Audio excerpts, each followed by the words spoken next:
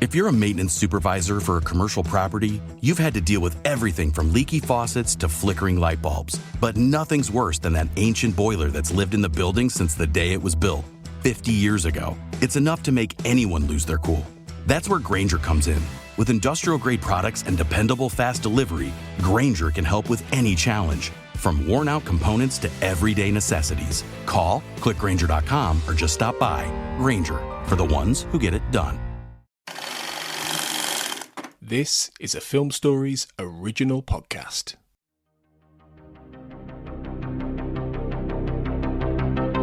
This is Writers on Film, the only podcast dedicated to books on cinema.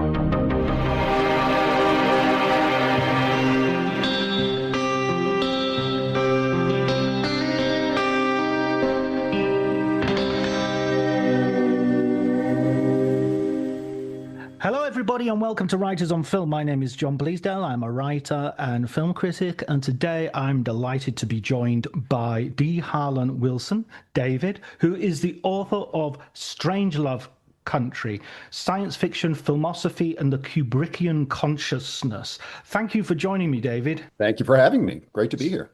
Snap. We've both held up our copies. We've both held up our copies of the book.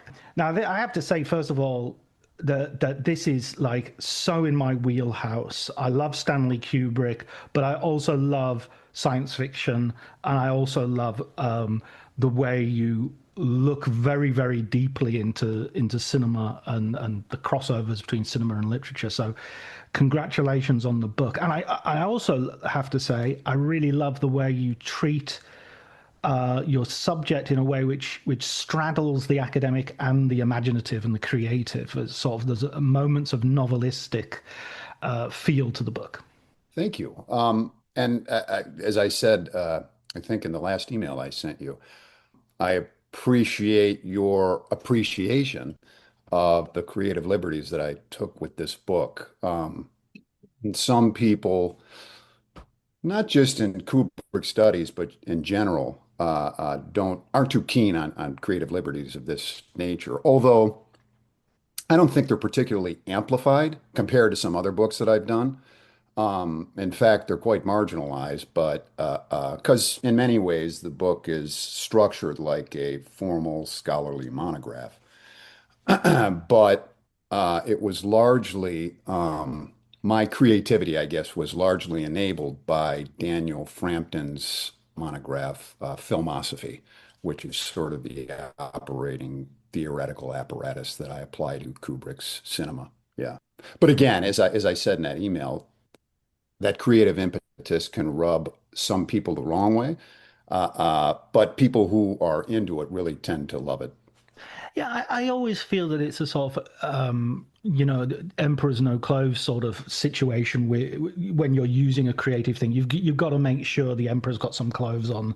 Yeah. In other words, you've got to kind of have the infrastructure as well as the style and the thing, or it's got to be somehow bound together so that it feels necessary. And I think your book does that. It can't just be like, I'm going to express it in this sort of jaunty way, and the things I'm expressing aren't particularly interesting. Yeah, and I kind of feel like I got lucky in the way in which everything did kind of come together, because my point of departure wasn't with Frampton. I wanted to look at, and I mentioned this in the introduction in some depth, I wanted to look at Kubrick's futurist cinema, specifically in terms of desire as it's been theorized by various, what I call, and have been called, theory punks, the likes of, above all, Deleuze. And I applied a specific type of desire to each of Kubrick's futurist films, Dr. Strangelove, 2001: A Space Odyssey, Clockwork Orange, and then finally AI, artificial intelligence, which he worked on for years with Spielberg, and then Spielberg ended up doing the film. So I started conceiving of the book in terms of applying a specific type of desire to each of those films. And then then I brought in Frampton's that theoretical apparatus of filmosophy, and it just, I've written books where things don't come together so well. I really think things came together in this book in the end in a way that's so tight that I've never accomplished before. So I'm really happy with that. Yeah, it must be a thrilling experience when that happens, and likewise, if it doesn't happen, it must be so galling. Yeah, it's terrible when it doesn't happen. Terrifying. Yeah, Yeah. yeah. Just for our listeners, Gilles Deleuze is probably the film philosopher who's most influential in setting up the very beginnings of the idea of film philosophy. I mean, there are some others, Stanley Cavell, etc., although I think he does it in a very, very different way. One of the main ideas you're taking from Deleuze is this idea that essentially watching a film is analogous to the way your brain works, the way your mind works. And so the screen is ultimately in your head, and that seems to be and correct me if I'm wrong, it's that right as the core sort of idea that you're taking? Yeah, what was his not mantra, but the brain is the screen. I think Right, that was. exactly, yeah.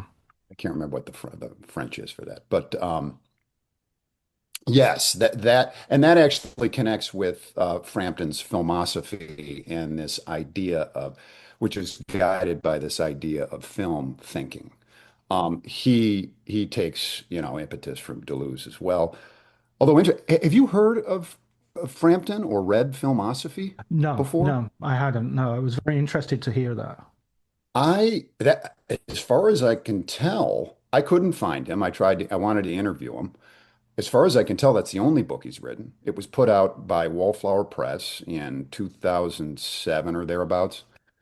And I think he was a filmmaker of some kind. And to my knowledge, he's still around. But he wrote that book, and he called it a manifesto for, a different way of looking at film, and it certainly is. But then he just kind of disappeared, and I know that the book didn't resonate with a wide swath of scholars, among others. But any book that takes big, innovative swings, especially at that level, I really am drawn to.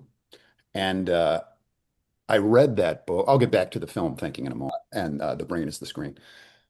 So I think I reviewed it, geez, almost 20 years ago when it came out. And since then, I had always wanted to apply it on some level to something. I just didn't know what or how. And just a little background for the Kubrick book. I started out writing it for another publisher. It was published by Stalking Horse Press. But I originally wrote it and was under contract with, and there's no bad blood here, so I'll say it out loud, University of Liverpool Press, and who I'd published a book with prior to that, a monograph on Spielberg's Minority Report.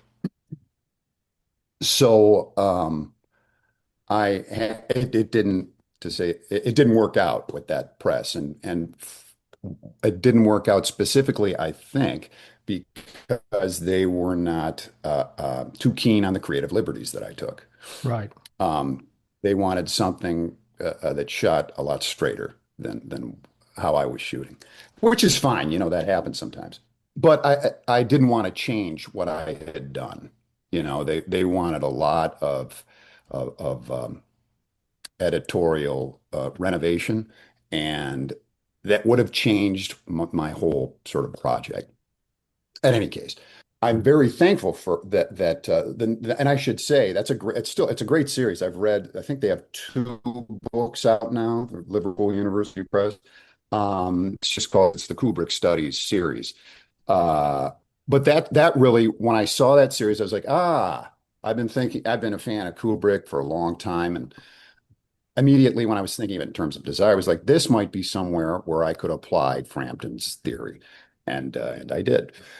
And basically, he again, I don't want to say riding the coattails of Deleuze, but gaining volition from Deleuze,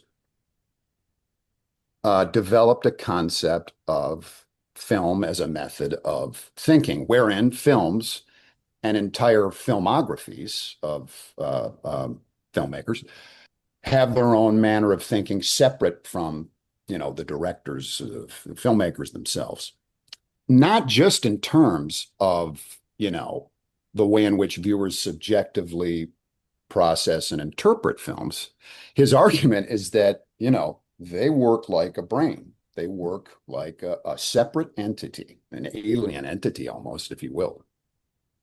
And found that very appealing, not only in and of itself, but in terms of thinking about Kubrick's cinema, especially because so often Kubrick has been criticized for, I was just rereading my introduction this morning, for instance, being, let's say, misogynist. Mm.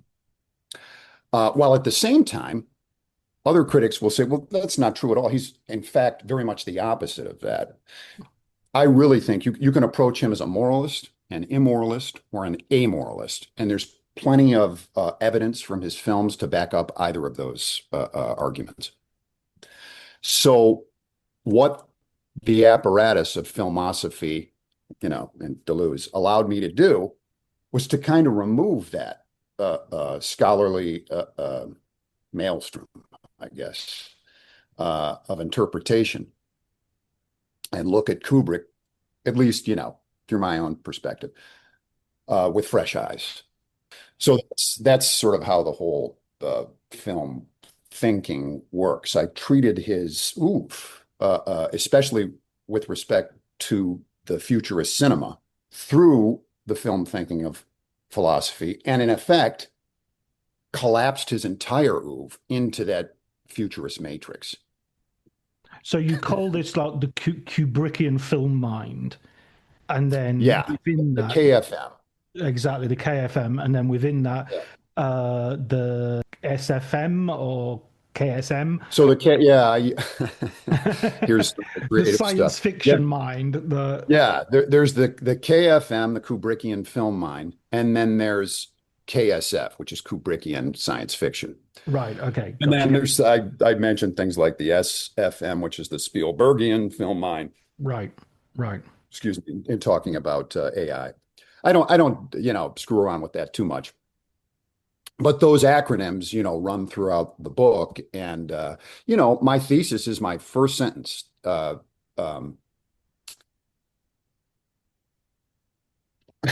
Science fiction. I can't even remember it now. Science fiction enabled Stanley Kubrick to become Kubrickian. That's it. Science fiction enabled Stanley Kubrick to become Kubrickian. And I've memorized that. So that's what impact it had on me. Yeah. Okay, good. No, I wanted that. That was, I remember I wrote that sentence and I was like, all right, this is good. Because usually in introductions, I'll build up to a thesis and all of this, but I just put it right out there. And then just the whole book is unpacking that thesis. That's what I teach my students. I teach academic writing a lot, and I always say, put your. I mean, it's something you learn as a journalist. You put everything at the top, because if an editor needs to cut, they want to be able to cut from the bottom and move up the page, and so your most important stuff has to be at the top of the page. And as academic writing is different, but I always say, why not just have your most original, interesting idea right at the beginning, and then evidence, then argument. But why should I read this? Well, the reason I'm reading this is because science fiction enabled Stanley Kubrick to become Kubrickian.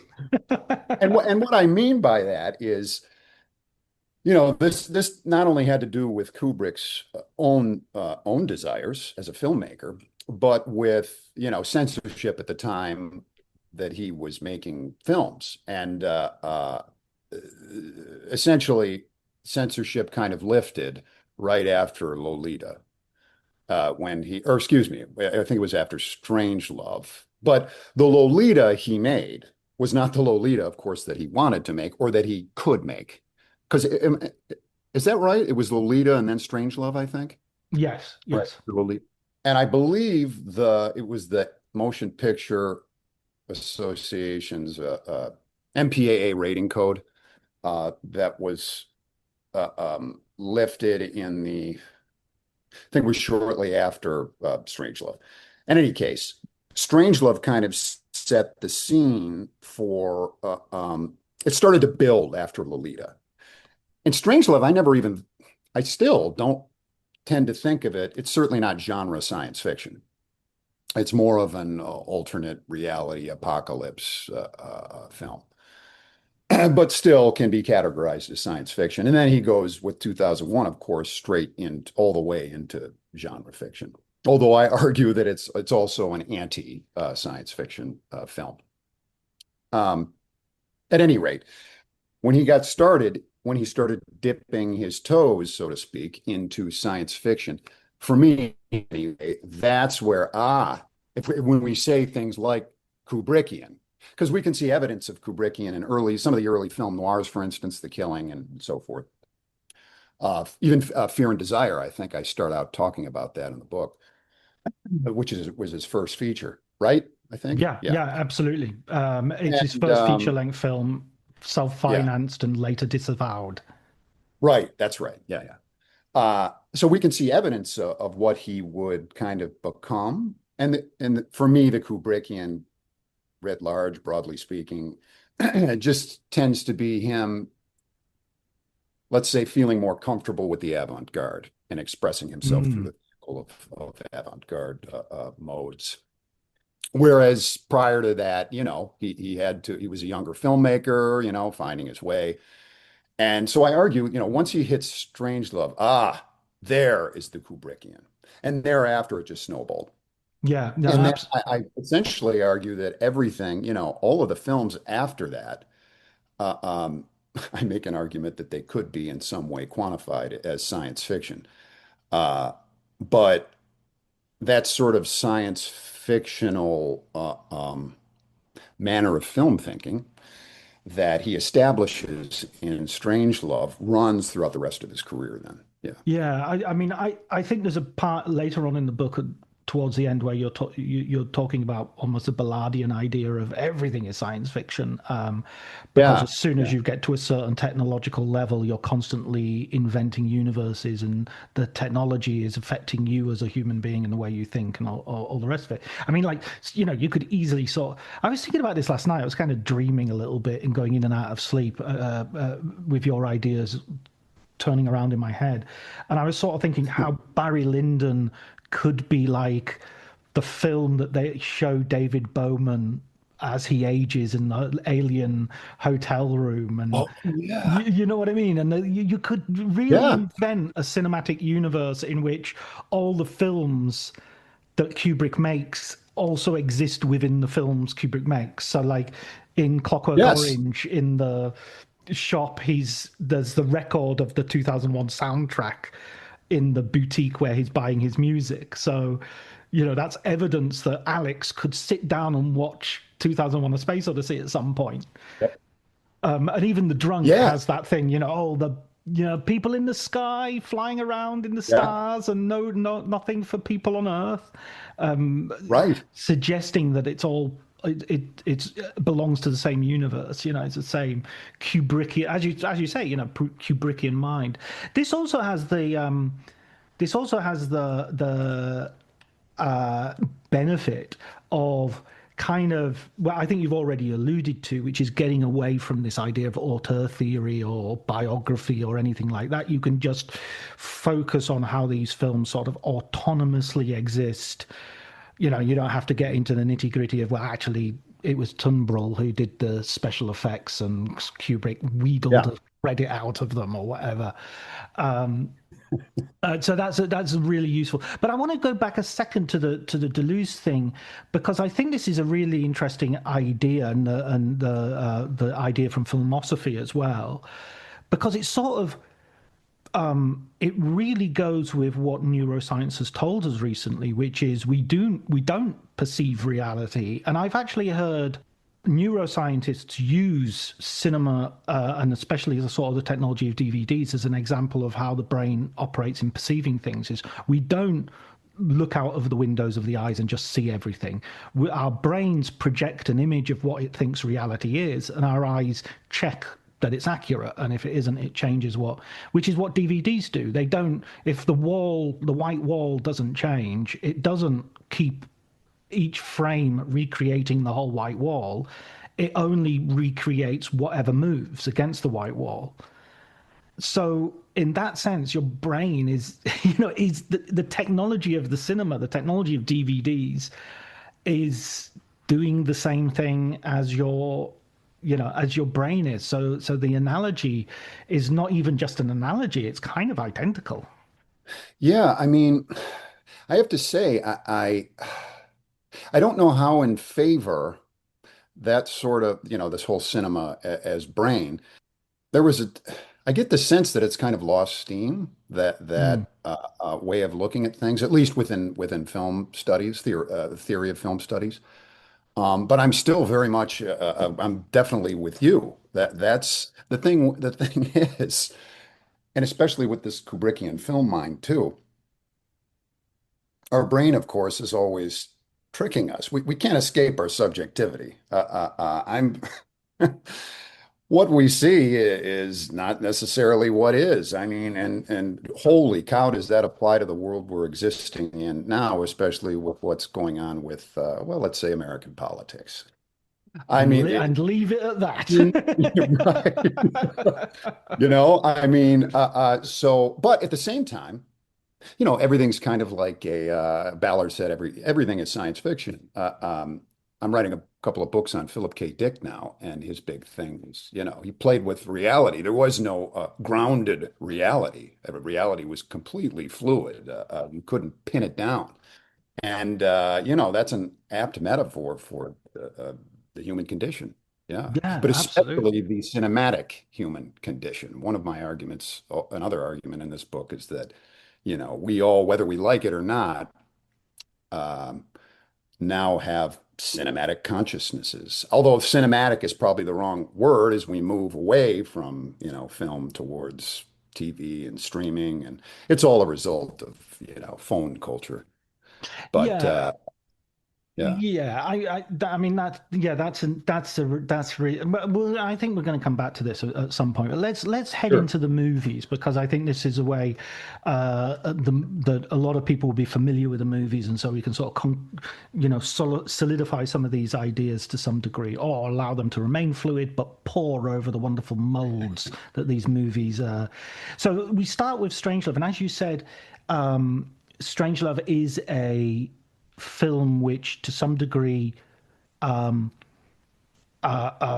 escapes easy categorization. It's not obviously science fiction. You could watch it as a war film.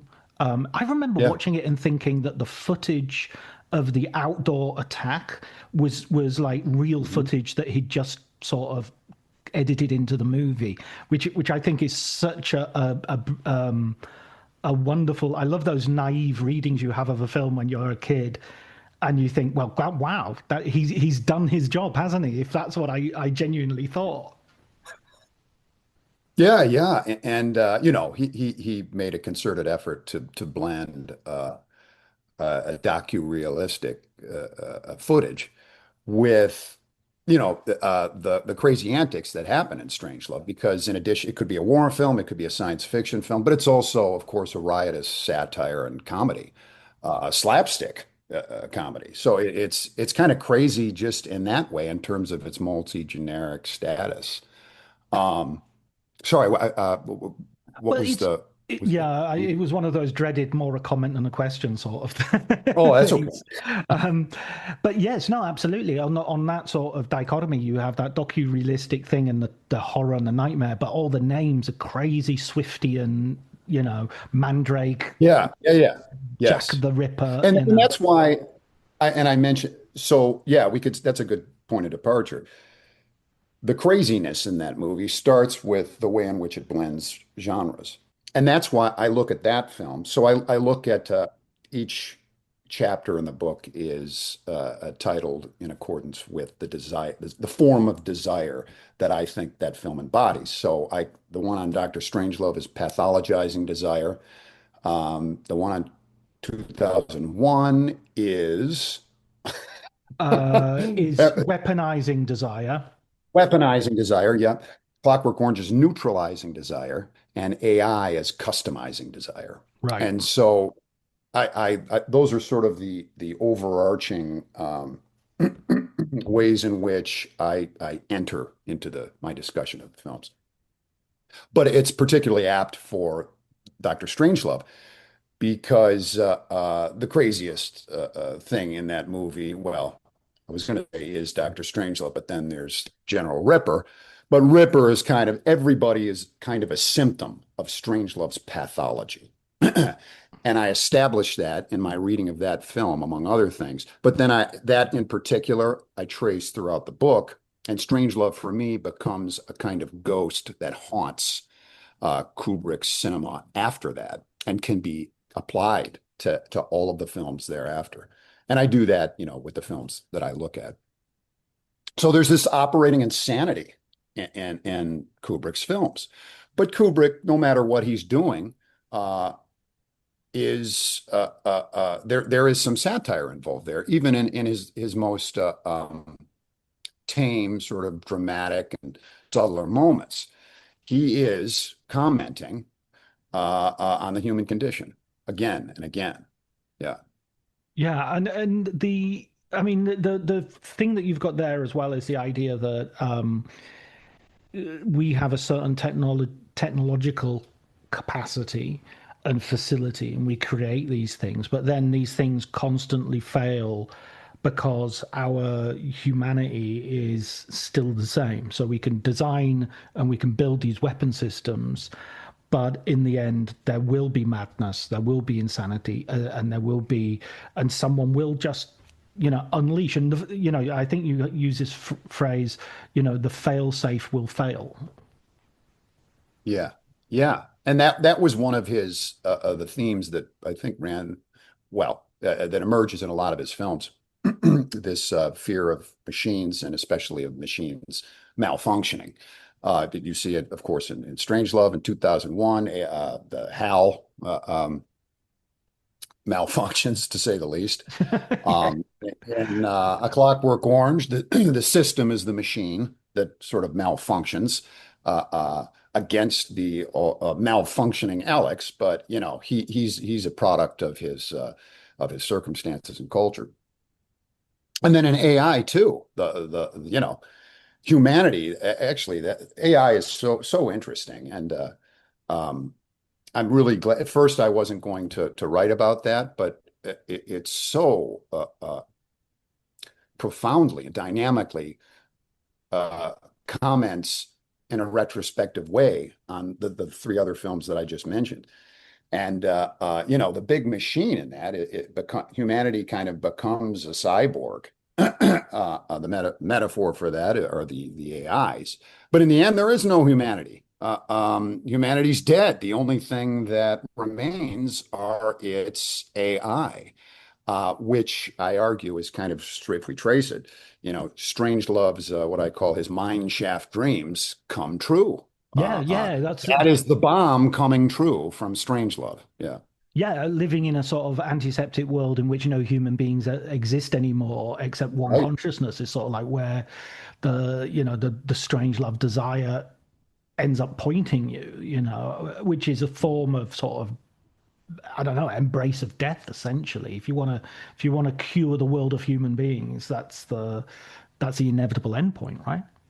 Yeah, and that's what Dr. Strangelove's how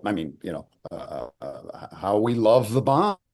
It's real scary, but there is something that it taps in terms of desire deep inside of us. There is I don't know. I even see it when I read, I don't know, TMZ about Diddy.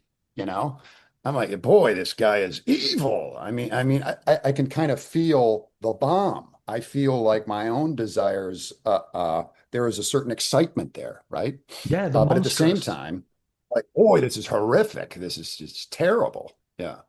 Yeah, absolutely. The monstrous is something that revolts us, but we can't stop reading. We can't stop Googling to see what are the details. What did he actually do in these? What actually went on? That's why Epstein's Island is so endlessly fascinating is That because too, yeah. it's a black hole. But apparently, we're going to find out fairly soon.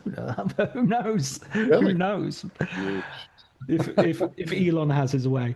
Um, yeah, I Yeah. mean, you make But the bomb sorry. is sort of the culmination. Oh, okay. Diddy and Epstein. The bomb is sort of the ultimate culmination of that very same kind of oppositional, emotional, and stance, I guess, or whatever we want to call it. I guess, yeah, sure, it taps emotion, maybe theoretically speaking. Again, in terms of desire, I really, it was really now I can only think of Kubrick in terms of desire and the way in which I've done it. But I do think it's well, if nothing else, it was really useful in coming to new discoveries that I otherwise would not have come to.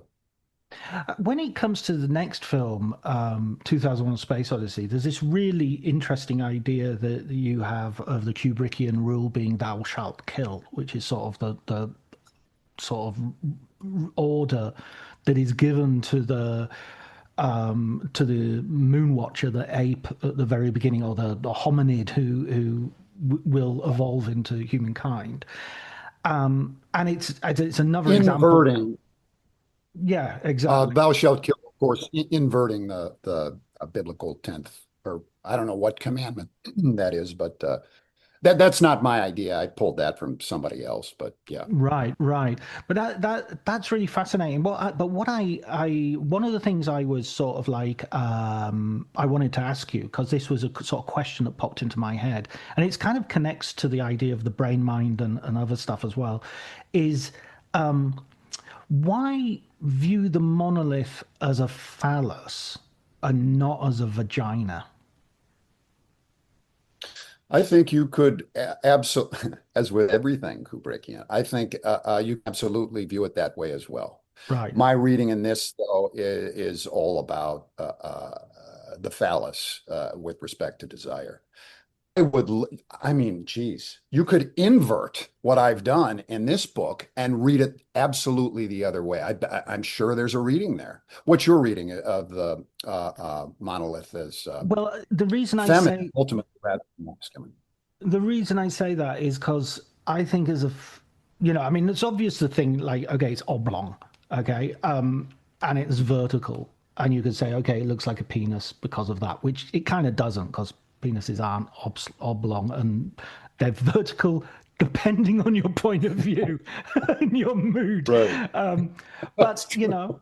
a woman, a woman's pubic area could be seen as vertical and roughly Sure. speaking that kind of shape if we're going to go very roughly with the shape. Also, they enter the monolith.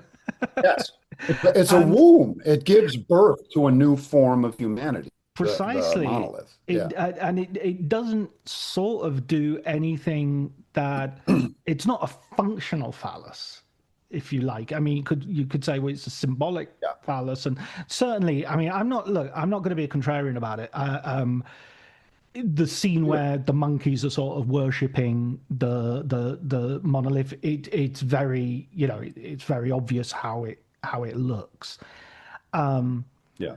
But it's almost as if, like as you were saying earlier about the fluidity of, you could see him as a misogynist or you could see him as anti-misogynistic and give a totally Yep. different reading. I think the idea of something like the monolith, the resonance of that idea is that it doesn't fit any one conceptual framework. It changes during the film.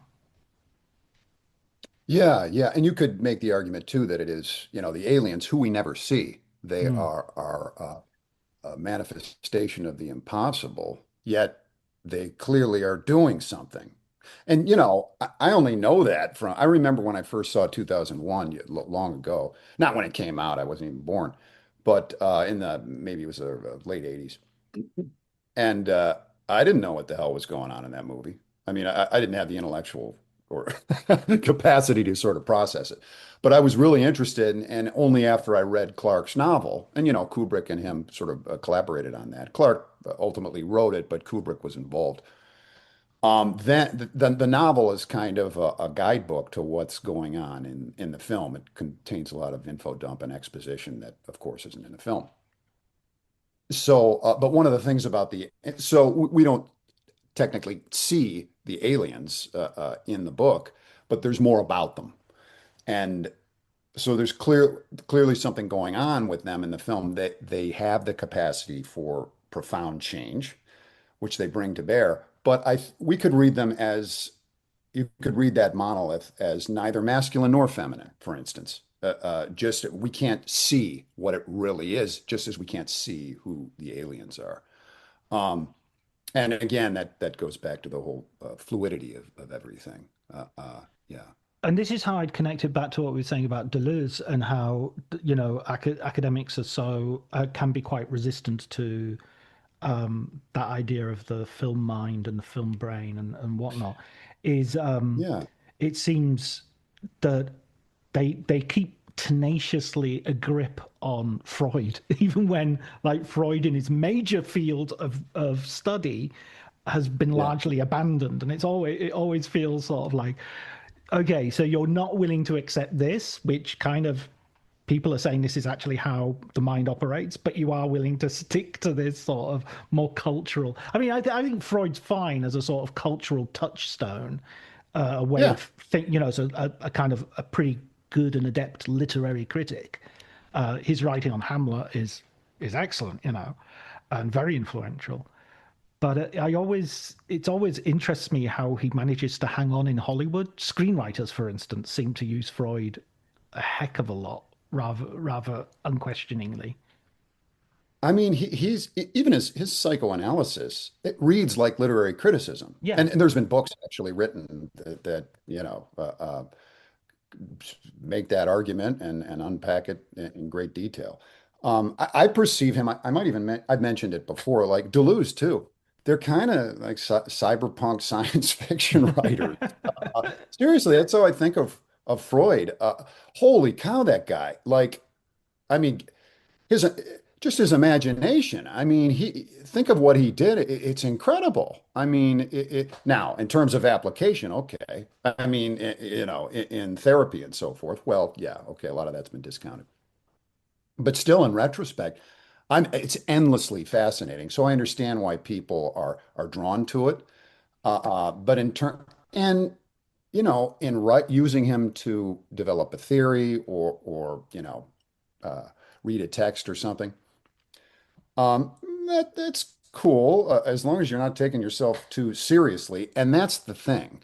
It's my experience, not just in film studies and with Kubrick scholars, but also with I wrote a book on J.G. Ballard several years ago and got involved with the Ballardians. And now I'm kind of involved with the Phil Dickians, writing these books one on A Scanner Darkly and the other one in his on biographical and autobiographical texts about Philip K. Dick. Um, all of these, like the Ballardians, the Kubrickians, and the Phil Dickians, they're all slightly different, and but they have very distinct ideas, and often will not be swayed from them.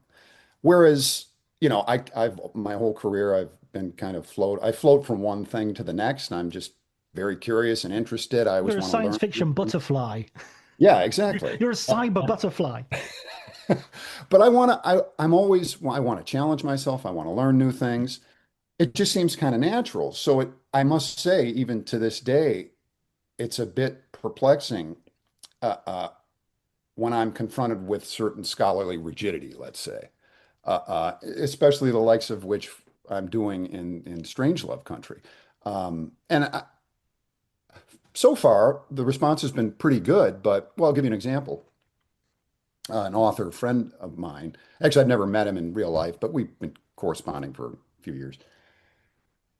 He got a copy and, he liked it and he explained how he liked it. And then at the end, he was like, yeah, but your methodology is shit. So, but I still like the book. And he said, with one breath, he called it a tour de force, I think. And then he was Uh-huh. like, but your methodology is shitty, which is fine. but I think But I expect. wait a sec, what methodology? Like you Oh, were I think he doing was talking about sample? my creative methodology, yes, and using he didn't like because Frampton's filmosophy is inherently creative, not in the way that I am specifically, but one of the things, and this didn't resonate with me actually in filmosophy. He focuses on is how the emotional resonance, or rather the way in which films can elicit emotions in viewers and how we should use those emotions to read the films. That didn't quite resonate with me, but that's Right. one of the more imaginative flights he takes. Um, in any case, yeah, it always kind of boils down to that. And when somebody says, I think I mentioned this in the acknowledgments, it's like if somebody tells me, you can't do it this way, this is no good. I'm going to do it that way times 1,000. For fuck that. And why can't we? I think that honestly, especially in this world, again, there needs to be more exploration of this nature.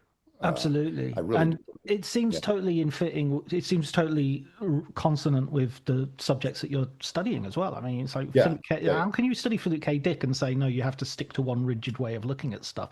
And it Right. even irks me the idea that somebody would talk with this sort of faux scientific social science word like methodology. It's like I'm not doing sample studies. I'm not in a fucking lab. What's the methodology? You read the books, you watch the movies, and to think about it. Right. What else? I mean, you're dressing it up in a white coat and pretend and putting your safety goggles on. Yeah.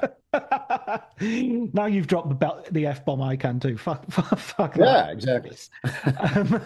Let's move on to a film which I think you were really fascinated by, and it's a film that I find not problematic in the sort of capital P sense that it's used today in terms of misogyny and what, although there is that too. Yeah. But I find kind of it doesn't get me the same way.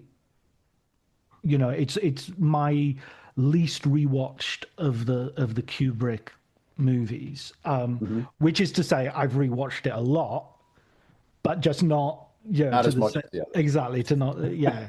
I mean, Kubrick is one of those filmmakers. Any film that you're watching of his is your favorite film. Yeah. It's Yeah. like you. Oh, I don't think much of Full Metal Jacket, but when I'm watching he's never made a better film than this. This is the best film he's Yeah. made. Um, You're so right. There's so few filmmakers that can do that. I mean, really, yeah, yeah, I absolutely have that same experience. Yeah. yeah. I mean, even again, people can say what they like about Eyes Wide Shut, and you make the point that a lot of people have changed. It's a film that the most people change their minds about. I think that film. Yep. So many I mean, people and watch I it and did. just yeah, precisely. Same here. I remember watching it twice at the cinema and thinking, okay, okay, and then okay. And then when I got like a box set on DVD or something, I watched it again and thought, this might be my favorite Kubrick. Yeah. Yeah. Can't work out what the fuck it is. Um, so let's talk about Clockwork Orange. I couldn't Sure. see this film until the late '90s, I think, in any version It that was was. banned. Yeah, it was. I Yeah. rewatched it in a video from Holland with Dutch subtitles, really poor quality, which kind of made it look like a snuff movie. And in some ways, I think that's the best time I've ever seen it. I think when I saw it all cleaned up and everything else, then it sort of convinced me less at that Yeah. point. Where does this stand in your journey with desire? So I should say that, like, Clockwork Orange is what got me into Kubrick initially when I was quite young, and the first abandoned book that I wrote. I wrote several abandoned books when I was starting out. Was a sequel to A Clockwork Orange, including the whole thing wasn't written in NADSAT that Burgess writes it in, but there was a lot of that. So I came to the the movie first, which led me to the book, and I got really into the book, Burgess's novel, and then kind of came back to the movie. And from there, that's where I expanded my Kubrickian horizon. It all stemmed for me from A Clockwork Orange. So in the book, rightly so, I think, to a degree, everything kind of collapses into that chapter in A Clockwork Orange, or on A Clockwork Orange, which is titled Neutralizing Desire. And the neutralizing comes specifically from the way in which Alex is reconditioned not to be violent, which is associated to a degree in the film, but more in Burgess's novel. It's associated with normative teenage behavior, that level of violence in that near future, which is essentially a manifestation of Strangelovian violence that is perverted or amplified or both. And incidentally, you can't neutralize desire. They try, and it fails in the end because Alex is then reconditioned, or rather, we come full circle. He goes back to where he used to be. And this has been written about a lot in Burgess's novel.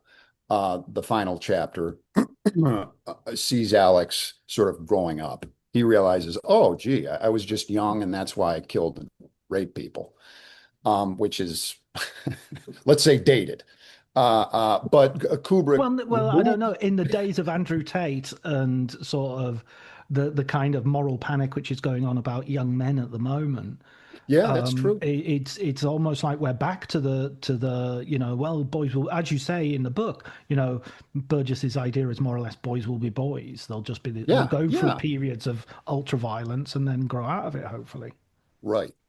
Yeah, we're experiencing, speaking of Freud, the return of the repressed in multiple ways right now. God, you can't let go of Freud, can you? It's brilliant. I mean, I can see now how wrong I am. Come back, Freud. All is forgiven. But Kubrick removes that last chapter from his movie, which changes the sort of message because that moral, Burgess has a moral. The moral for Kubrick is not, oh, okay, he grew out of it. The moral is you can't escape this. You can't escape the bomb inside of yourself. That bomb's going to go off. You can try as hard as you want. It's going to get us in the end.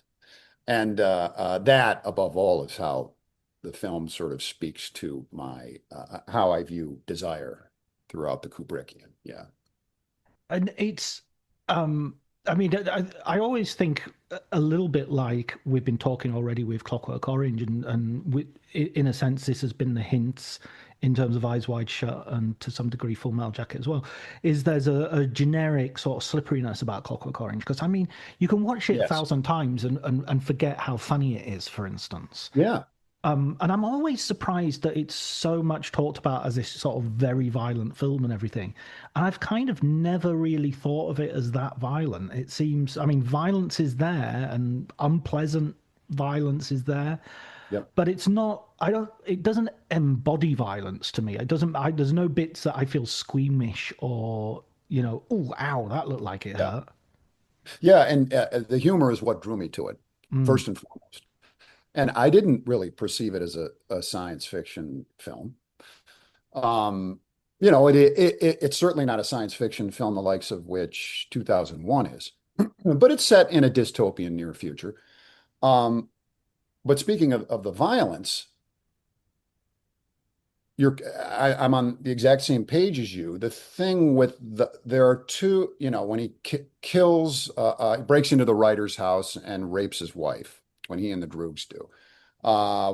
The scene in which they're in that theater and battling with Billy Boy and his gang, and there's that girl that Billy Boy was going to rape and runs off. Which is a little bit like, a saloon fight in a Lee Marvin comedy western, Over the top, right? Yeah. And that breaking chairs over each other and stuff, Yeah. he was riffing on that for sure, but in a cartoon like way, you Yeah, know. exactly. Yeah, And then when he kills the cat lady with the penis, yeah, the porcelain penis, you know, am I missing? Like those are pretty isolated acts of violence in that. There's some other things. Uh, uh, but I think at the time, again, ratings codes had just been lifted. So people hadn't seen a lot of that on screen, I'm assuming. At least, for a feature film of that nature. So I think that's why it collected almost overnight, such or not collected, what it was so taboo, and considered to be so transgressive. But if you think now in retrospect, I mean, it's quite tame, you know. yeah, I mean, yeah, think of geez, in the 90s, for instance, there's so many natural born killers, yeah. you know. Uh, at the end of that, I think they're running around the the jail with Tommy Lee Jones's head on a stick. And there's just extreme instances of violence mixed with extreme humor, mixed with animation. For me, Natural Born Killers is another version of A Clockwork Orange. Yeah, oh Um, yeah, but absolutely. yeah, uh, but yeah, again, and actually, Natural Born Killers, even you don't see a lot of that today. That could be made today, I think, and it would still be talked about as pretty transgressive, whereas A Clockwork Orange, not so much. So Yeah. in its historical context, I think that's where it gains a lot of this sort of valence. Yeah. Oh, absolutely. I think there are films like Straw Dogs or Yeah. I mean Straw Dogs was remade. I never saw the remake, so I It couldn't was say. okay. It Yeah, could have been okay. worse. Right, okay. Okay. But I mean, but the original's really, I quite like the original. right. I saw, all the way through the 90s of films like Man Bites Dog and Yeah. Killing Zoe, the Tarantino films. People forget Tarantino films were, I remember watching those and feeling like, oh, I mean, the cutting off of the ear in Reservoir Dogs Yeah. was I always go to the ear. Yeah. When yeah, you mention, absolutely. yeah. These were, I think even if you watch them today, they still have a sense of danger to them. You Yep.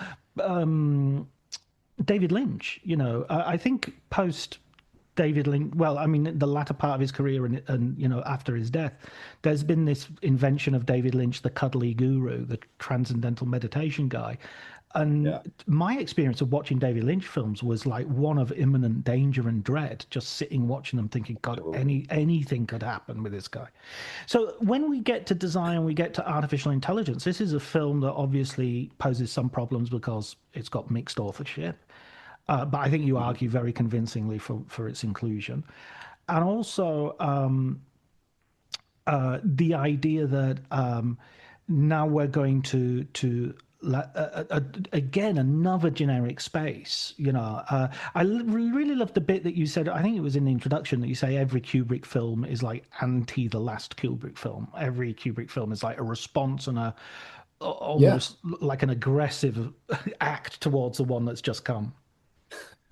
Yeah. Yeah. And absolutely. And with AI, so my understanding, and there's been a couple of books written on this. One was by Julian Rice. I think it's something like Kubrick's idea, Spielberg's film, which I lean on pretty heavily. Um, and Kubrick worked on it. He had the idea of making this film. It's based on a story by Brian Aldiss called Super Toys Last All Summer Long, I believe. So he had the idea for this movie for 2 decades, maybe, and talked with Spielberg for quite a while about it. And then in the end realized, and again, Julian Rice goes into all of this in his book, and I mentioned it to some degree.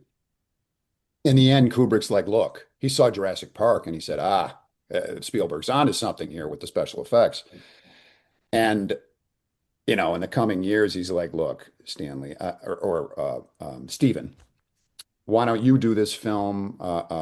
Special effects aren't essentially for me evolved enough where I'd feel comfortable doing it, but what I've seen you do, take it on. And he did. And I'm not, well, he died, in 99, right? Yeah, Kubrick, right after, geez, right?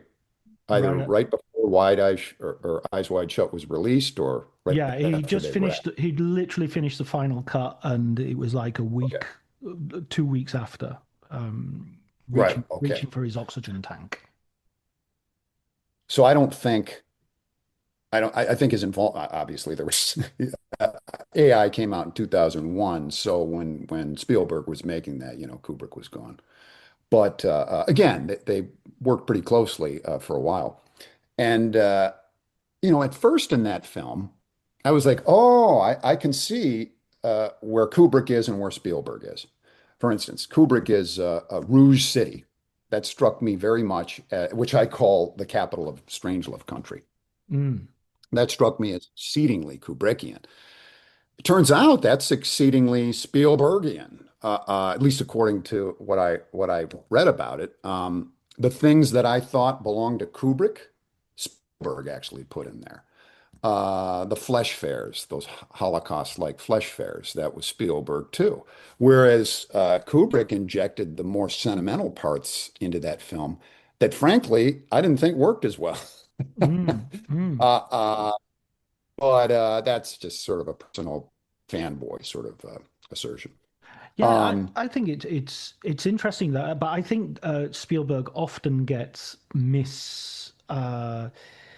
there is something in him I mean, you could go to the sort of the broken family theme or something like that, but he has a right. lot of like harsh moments in his film. Even a film like E.T., Absolutely. when they go into the house and sort of start destroying it, there's a real sense of like fear and invasion, and it's the film isn't sentimental at all, in that moment. Or Close Encounters Right. of the Third Kind, he basically leaves his family and sort of drives them out. There's Yeah. no reconciliation, or there's no sense of his family turning up at the end and saying, "Oh, we understand what you want to do, Dad." He's just like, "No, aliens are bye." I'm off. Yeah. Yeah. Yeah. A lot of people that I speak with about Spielberg are very, very harsh. They Mm, really don't like him. mm, And I mean, when I was young, I've always loved Spielberg. Ultimately, quite a different filmmaker than Kubrick, but I can see how they would get along. There are a lot of alliances there.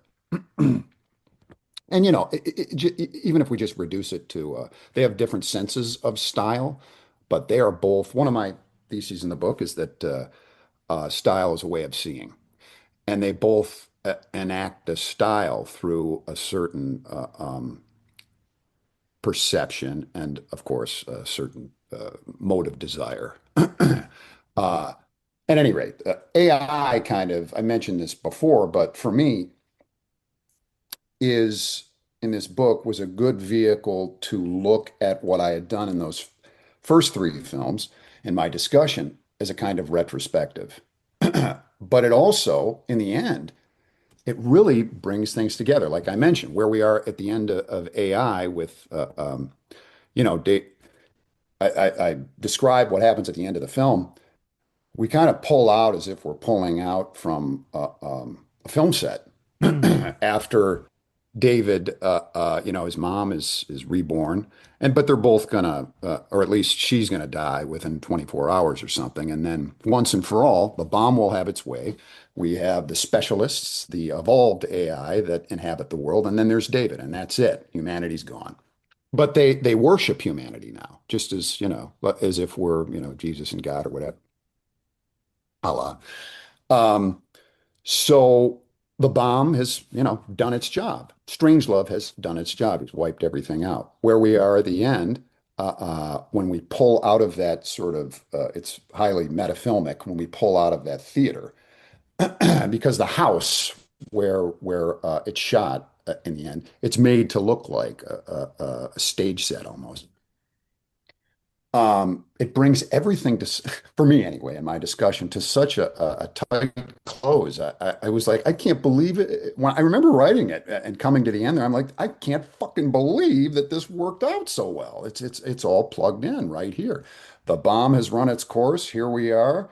I guess the future of humanity will be once and for all technological, uh, but we were made human by, if we think of it in terms of 2001, the technology of the monolith, which injected that desire for violence that we see in A Clockwork Orange into Moonwatcher. And all of that, was instigated by Strangelove in the first movie there, Dr. Strangelove. So there's that thread that just starts in Strangelove, builds, builds, builds, very nicely concludes in AI. And that's, yeah, kind of it was almost not effortless or seamless, but um, Kubrick's films, just as J.G. Ballard's oeuvre, I think I did pretty good in that book too. Uh, uh, J.G. Ballard's oeuvre and Kubrick's oeuvre too made it easier for me because there is such cohesion. There's almost a geometry there for both of them, where it's math. It just works out. Whether almost as if I felt like more of a vehicle to some degree. Yeah, it's like music almost. There's a harmony that's going on. Yeah, You just absolutely. works between you Yeah. and the material. And there's nothing worse as an academic or as a writer or something, sort of feeling the resistance when you're pushing an idea and you think, oh shit, maybe the Yes. idea's wrong. I mean, that's what you Yeah. got to do. I think if you're honest, if you're pushing and it's not going in at a certain point, you got to say, well, wait a minute, maybe I'm just wrong. Maybe it's just not. It's not. There's a reason there's not that ease. It's And I also think a lot about how constantly, to a fault, when I'm writing, because I don't just sort of bang it out. I write very slowly, but I just write every day. But I'm constantly thinking about reader response too, and how certain ideas, what effects they may have, and all of that. So that's an added kind of stressor. yeah, no, but I mean that's understandable as well. So there's a sort of a question I really want to ask, which I was thinking of towards the end of the book, and sort of started thinking with the Clockwork Orange chapter, and went through, and it's something that you refer to in the book as well, because you refer to the certain things.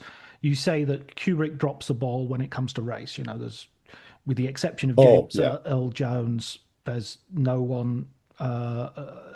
Everyone's white in Doctor Strangelove. 2001 is kind of worse than Doctor Strangelove. You don't have a character who is, I mean, everybody is credibly white. It's not, they're not just white, they're eating sort of chicken sandwiches on the way to on the Yeah. moon. It's that sort of the white It's whiteboard bread. day The for sure. the Yeah. bread is white. Everything is white.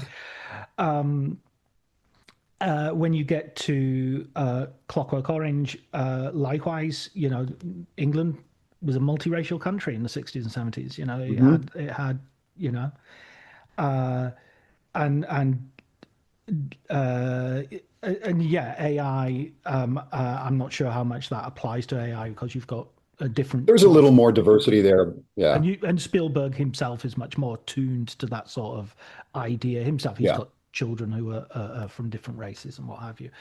Um, but I was thinking the same thing in terms of women, because you're talking about Mhm. desire, and you're talking kind of specific. You specify, this is phallic desire, this is male desire, this is. So I was wondering, what about female desire? Is that a different type of thing? Is it the same thing? Is it how does that fit into the Kubrickian film mind? Well, boy, that's a big question. Is that another book? Well, it is. No, it really is. Right.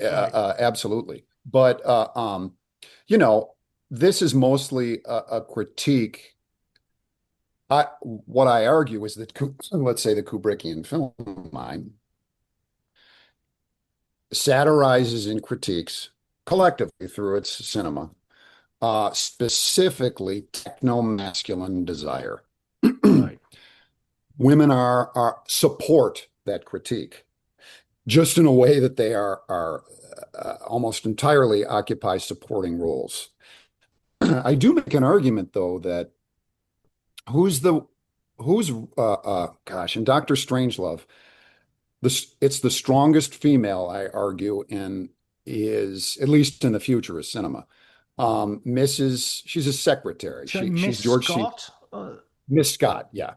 She actually, the way she's framed, the sound of her voice, the way in which she supplements kind of George C. Scott. She doesn't have a lot of screen time, but that screen time is really powerful. And she is, again, framed for all intents and purposes in a position of great power as these monkey boys blow everything the fuck up, right? She is, and she's kind of, it's almost as if Kubrick is like, look, over here we have a strong female that is in complete contrast to everything that's going to issue out of it from to issue out of it like something being born, right? Like some sort of a Frankenstein being born. She stands in contrast to this techno-masculine mess that then unfolds from that spot. But to answer your question in general,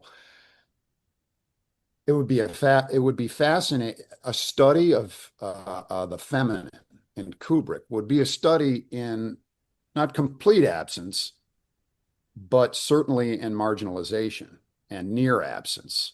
And there's something to be said for that too, and ambiguity. I think one of the subchapters, forgot where, I say Kubrick enacts what's called or is propelled often by an engine of ambiguity. He creates scenarios where we can never be sure what's going on. And I think the feminine could easily fall into that space, but definitely, geez, now maybe I will have to write an article on that. Have you read a lot on how that's been a No, approach? but I haven't. No, I haven't really. But as you're speaking, I'm just thinking, like, how much of his cinema. And I agree with you. I was really loved the mention that you made of Miss Scott in the book, played by Tracy Reed, by the way, who was married to Edward Fox briefly in the 1960s, just for Oh, a okay. little bit I of didn't know that. extra detail. I, she has, like, you make the good point that when somebody phones for George C. Scott to come down to the war room, she also obviously has a relationship with this other guy on the phone as well, and so she's Yeah, sort of yeah, like yeah. she's got her own little matrix going on that and she's Yes, perfectly able to play these. So there's no sense that she's she's in the control. exactly she's not being Yes, exploited as the pretty secretary. right. She's like, well, I can, I got a couple of things got going on that you don't know about. Yeah, But I was also thinking about how the female works in something like Eyes Wide Shut, which is all about paranoia, and it's all about, the person who holds the cards in that film, the center of power in that film is Nicole Kidman, you know, and right. and she's the one who ultimately has the biggest gravitational pull and the biggest confidence, and all the insecurities are entirely Tom Cruise's and entirely Bill Hartford's.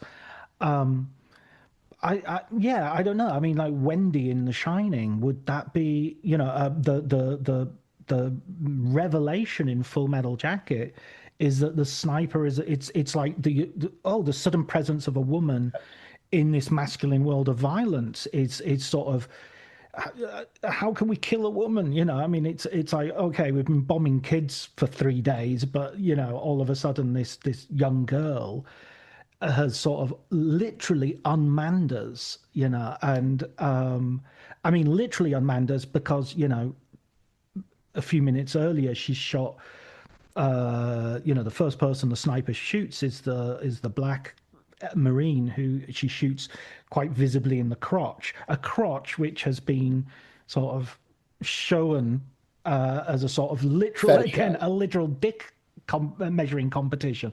So it seems that it's not as though the absence is like the absence that you might find in some films where the filmmaker just isn't interested. It's just like he's the sort of filmmaker goes yuck whenever there's a kissing scene in a film.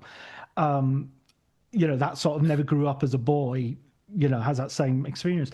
It's much more structured than that. It's much more that women have certain positions and places, and those positions and places may not be traditional in any way. I'm not saying, a woman's place is in this place or that. They might not be circumscribed or anything. And they might be very, very powerful, and they may be very, very disruptive in those positions. and they may comment on the whole film. Think about Paths of Glory. The last word of that film, apart from, well, the penultimate word, is Christiana Kubrick, then not Christiana Kubrick, singing a German song to the French troops Right. and making everybody cry. And then Kirk Douglas says, let them have a few more minutes before they go and die, essentially. And she is like the powerful emotional core of that whole film, the coda of that film. And she's Yes. practically the only woman in the film. So it's not as if she's accidentally the only woman in the film any more than Miss Scott is accidentally the only woman in the film. They're the only women in the film because they're going to carry a certain sort of weight in that way. Now you have just mapped out your essay or book, you realize. God Seriously. damn I mean, it. all of the women that you mentioned are foils for masculine ineptitude, aggression, pathology from those positions of power. Wendy in The Shining, for instance. Yeah. She comes off as like, just, she's very expressive, obviously oppressed. But he's crazy. Yeah. We see him go crazy. We see him lose it. Who wins in the end? She does. She saves her kid. She's Yeah. the strong one. She's the one in control, even though she seems out of control the whole film. Yeah. And I guess in this, from what you were talking about, all those characters that you cited, if we think about it in terms of them being in position and being in control, I mean, yes, absolutely. And it's fascinating to think about it because it's there. You're absolutely right, but it's so marginalized, you know, not just in terms of, well, especially just in the usage of women on screen, but that marginalized usage, which is why it's so effective, is so profound and powerful. Mm. Mm. Just in the way that I don't know, did you know that you were doing that, tracing it? I'm mad that I didn't mention some of that stuff in my book now. I was kind of, I guess I was thinking about it as I was reading your book because as soon as I started thinking about it, it was like, okay, what about that and what about so I won't claim to Yeah. be like it's not off the top of my head entirely, but it's entirely down to reading you and thinking about you. I mean, and to go back to the one problem I would have not with your book, but with the Kubrick film line, is I think A Clockwork Orange kind of suffers from the absence of the woman because the only woman who you could really point to and say she has a sort of power to do this would be the cat lady. And she is the one who is killed. But that's the crime that sends Alec to jail. That sends so as a plot Yeah. engine, she's absolutely central, but or even like as a character, she's not like a victim with but in quotation marks. She's not frightened. She fights back. She Yep. totally gets who Alex is. You little shit coming into real people's houses. I mean, she Right. absolutely deconstructs Alex. You're just you're a made up, literally made up person. Yeah.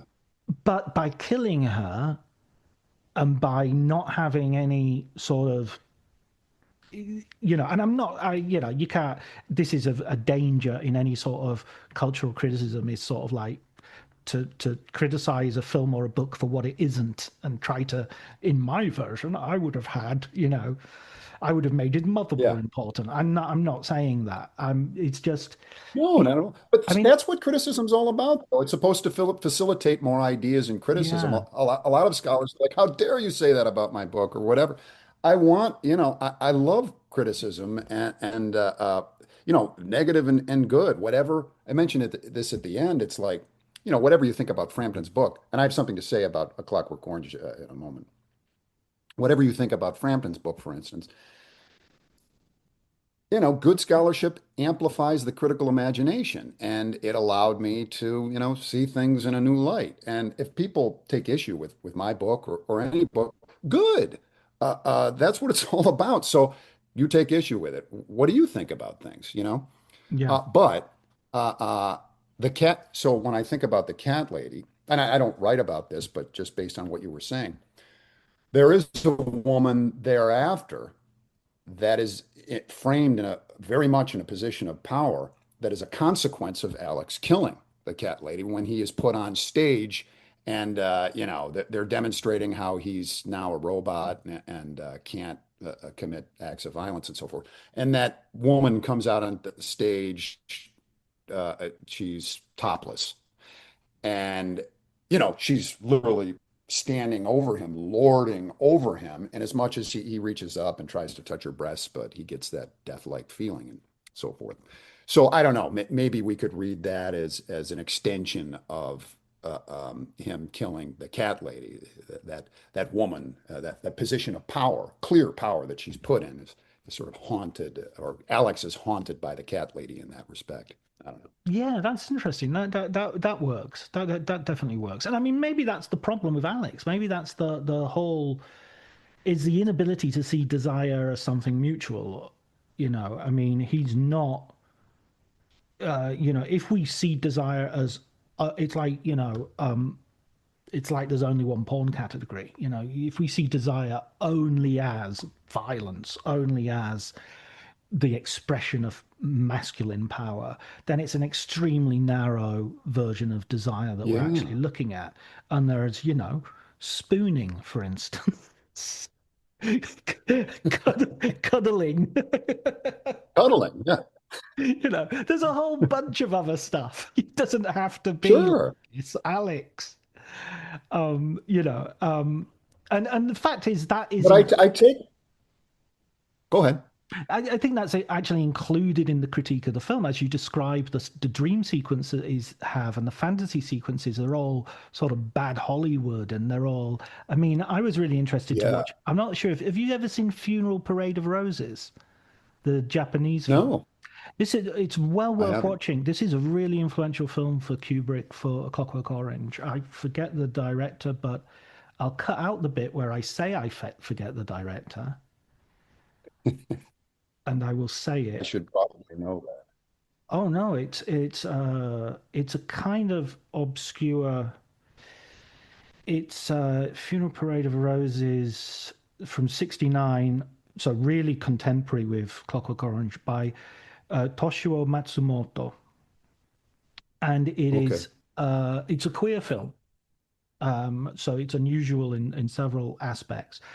But the reason it's interesting in terms of it uses a lot of the similar techniques to Clockwork Orange, speeds up sex scenes, Mhm. uses art in a way that is very pop and very of its Oh, time, but okay. very bold and very experimental. And Kubrick was a great admirer. But I'm also interested that he's watching gay cinema and queer cinema Yeah. as a way of thinking. Okay, just before you make this film about a young man, in this sort of very heteronormative, transgressive, but via violence rather than transgressive, transgressive, but in a very recognized way, Yeah. he's looking at this other cinema which is showing desire in a totally different way and totally transgressive in a way which isn't, which is about queerness. So yeah, that's also sort of. I mean, it's a long time since I've seen it, but Funeral Parade of Roses is a really interesting point of I'll comparison. definitely check that out. I Mm. mean, ultimately, I think he was interested in doing like me. It's hard for me to kind of. I always have to. I want to do something new with every new book that I write, and I want to outdo what I've done before that. And he seems to be guided by that same desire. And speaking of desire, yeah, you're absolutely right. Of course, there's all kinds of different ways in which desire manifests itself, channels itself, and so forth. But I mentioned in the beginning, I mean, my view of desire comes directly from Deleuze and Guattari in the book.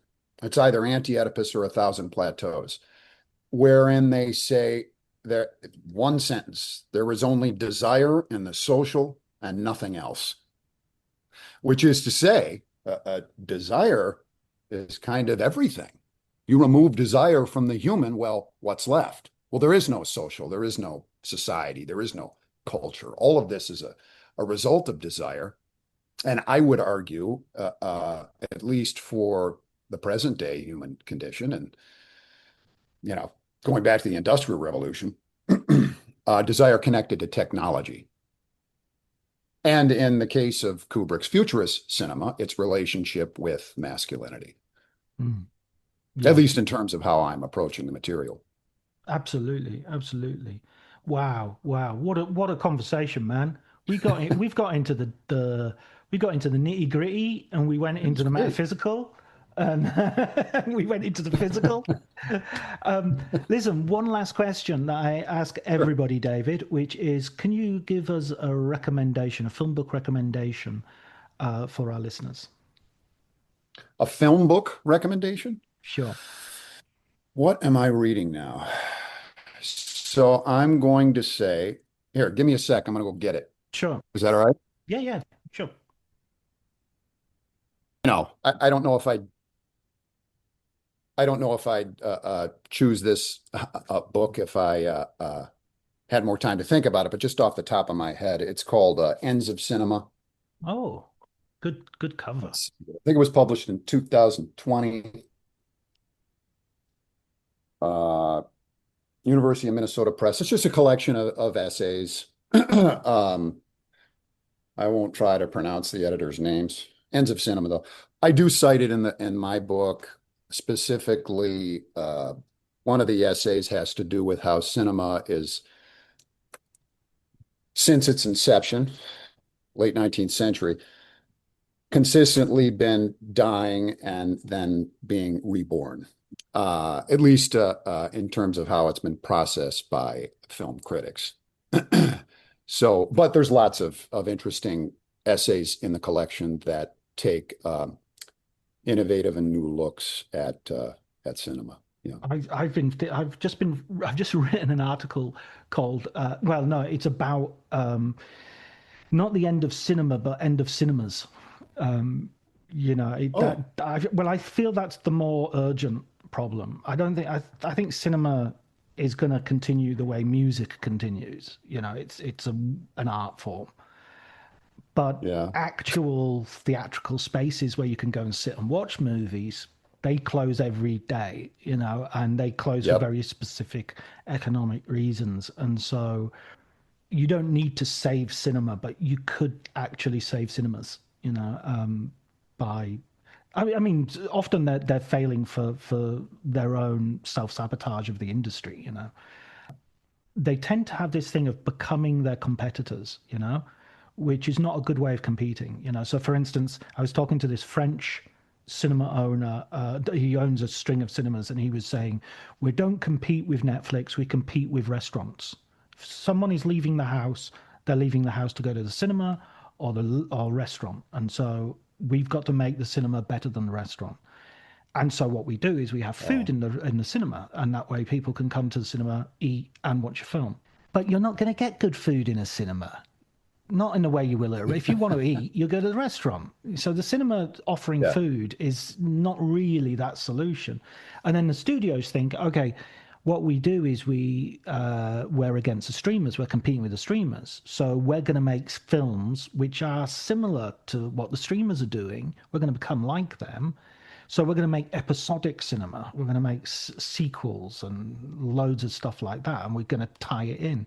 But if that's all you can see at the cinema is the next Marvel movie or the next Star Wars movie or the next whatever, then I can stay at home and watch it on Disney Plus or Right. the streamer. You've made yourself obsolescent. You've made yourself redundant. What cinemas need to do is make films that you can only see on the cinema, that are original and new and thoughtful and exciting, and suddenly there's a buzz about them. That's why horror is always, outperforming other genres, is because the Yeah. biggest thing in horror is kind of an idea. If you have an idea that May I ask where you think where do you see cinema going? in the next 10, 20 years? Is it just more, will it be all streaming or will we go down the same road where there are less movie theaters and so forth? I think the Hollywood version would probably the Hollywood and sort of European version would probably be, investment in places like IMAXs, and then there'll be like that is something very different. That's something you can't get at home with you're not getting that. So I think Yeah. that will probably proliferate, but that's very expensive to film and to Yeah. to produce. So it's you know, so that I think that's one possible thing. I think world cinema is really healthy. I think American cinema, American studio films are really unhealthy, you know? Yeah. Yeah.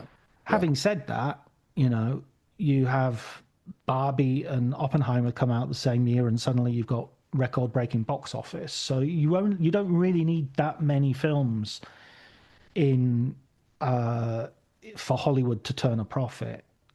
The problem is you don't have the proliferation of really high quality drama and really high quality at the cinema. That's not there in terms of an American Hollywood model anymore. That's in TV. And the same thing's true of Britain. Britain doesn't create a really broad variety of film. It creates two or three really good independent films a year, maybe two or three Paddington style films a year, and that's it. I mean, compared to say the French or the Germans or the Spanish, or even the Italians, will will have just much more turnover. The Italians, the French, they make loads and loads of comedies, which never travel internationally. And they're not very good, but they are a cinematic way of talking to the nation, you know? Sure. So lots of people go and see them. And, that doesn't happen. There's no English. All the British cinema is always got one eye on across the Atlantic. The biggest Mhm. ambition Britain has is to please America, and culturally it's airstrip one, you know. So and that sort of hamstrings it as an independent culture. I feel France doesn't need to worry about selling to England. It's not going to America. It's not going to sell to America. It's going to be in. You could make the most entertaining action movie in the world, and if it's in French, it's going to be looked at as art house. Yeah. It can literally be Yeah. John Wick, and it'd be like, oh, but it's in French, so it's like it's art house. I'm very curious to see where sort of, I don't know, is this art house blockbuster? I don't know what it is. Something like A24 films. I'm very curious to see what direction those go, and will it become, like everything else, kind of homogenized and all of that, or will it, because, to some degree that's happened a little, but for my part, that's where I find, I don't even know if I mean, they say it's independent, but it's pretty big now. It's at least connected with studio. Yeah. Um, but I perceive it as kind of an art house studio form. That's a brand. And that's kind of where I gravitate if I'm going to do that sort of thing. But, good things like that, they tend not to last very long. Yeah, I mean that's about look. Miramax, when it started, was this independent distributor with a lot of power. Quentin Tarantino, and Yeah. they got foreign language films into American cinemas, and they got them in. They got Benini and whatnot, winning awards at the Oscars and things like that. There are business models that can work. A24 is very successful at branding itself. Mubi Yeah. is has making that crossover now because ultimately they recognize there is an audience. People do want serious cinema. People do want to go to places and watch movies. You're always gonna have a large market for that sort of thing. It's just finding an economic model which will be sustainable because ultimately you're always relying on a certain diet of a certain output and turnover. And because films are so expensive to make, You don't need many to fail before you're in real trouble. It's very easy Yeah. to overextend yourself. I mean, what was it? New Line? New Line had the Lord of the Rings films and then went bankrupt less than a decade afterwards, you know. It's like, how could you possibly go bankrupt after making the Lord of the Rings films? You know, surely you had enough money to, you know, but they, you know, Golden Compass, they didn't make the follow up to that because they basically, you know, they were in the toilet financially. Hmm. Yeah, it's a, you know, sorry, go ahead, dude. No, I'm just spitballing now. Do you happen to know what happened? I have two daughters. We were talking, and we watch a lot of movies together. Do you know what happened with uh, those not Tolkien, C.S. Lewis movies? Two of them were made, and then they just stopped. Yeah, yeah. And again, I Yeah. think Was that for similar reasons, a studio problem? I think I I think mean, they're very expensive movies, and they I don't know if what was it, Prince Caspian was the second one. I think they might have just got to the point where they they the thing is, right, this is because I've just written an article on sequels, and I was going back to the 1970s and why didn't Spielberg want to do Jaws 2? And the economic model used to be that for the sequel of any film, they would give you two-thirds of the budget that they gave you for the first film. And the calculation was you have the first film, your possible audience is everybody. The second film, your possible audience is everybody who saw the first film. So you're already getting a fraction of a fraction. Okay? right. The first one, you're getting a fraction of everybody. The second one, you're getting a fraction of everybody who saw the first film. So we're not going to give you the same budget because you just don't have the chance of getting that much money back. So we'll give you a fraction of it and we'll take the money and run, you know, and if, you know, Charlton Heston doesn't want to be in it, don't worry, we've still got the monkeys. And if Peter Sellers is asking for too much money, don't worry, Alan Arkin can play Inspector Clouseau as well as Peter Sellers. And so that's how they'll do. If Spielberg doesn't want to do Jaws 2, doesn't matter. We'll get some no name, and as long as we got Roy Scheider, and in number 3, it doesn't matter. We'll just say it's his son, and in number 4, it doesn't matter. We'll just say it's his wife, and so forth and so that's how sequels used to be done. And then nowadays, the sequels are inflationary. They cost more than the original, and the budget goes up. You have more and more and more. But unfortunately, you actually still have the same problem that you had in the 1970s, which is your catchment audience is the people who went to see the first one. You know, who is going to go and see, you know, Iron Man 6 if you haven't seen Iron Man 1 to 5? You know, you're not going to get people Yeah. who've never seen an Iron Man movie going to see Iron Man 6. And that's why the Marvel movies are beginning to bottom out. You know, I mean, Captain America, who even knows who Captain America is supposed to be anymore?